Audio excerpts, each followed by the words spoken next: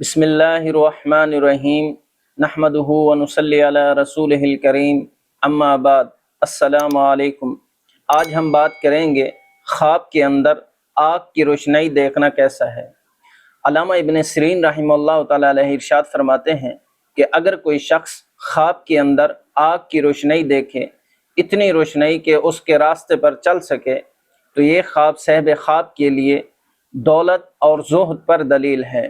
اسی طرح اگر کوئی شخص خواب کے اندر روشنی کو کھڑا دیکھے تو یہ خواب صاحب خواب کے لیے دلیل ہے کہ اس کی دولت کی جگہ وہی ہے۔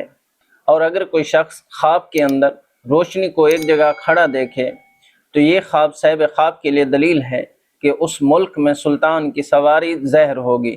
اسی طرح اگر کوئی شخص خواب کے اندر انگار دیکھے اور اس کا نور پورے گھر کو روشن کرتا ہے تو یہ خواب صاحب خواب کے لیے دلیل ہے کہ اس کا کام ترقی پر ہوگا اور اس کو خوب دولت حاصل ہوگی۔ اسی طرح اگر کسی شخص نے انگار دیکھا اور اس انگارے کو بجھا دیا تو یہ خواب صاحب خواب کے لیے دلیل ہے کہ اس کے خاندان کے اندر لڑائی اور جھگڑا ہوگا۔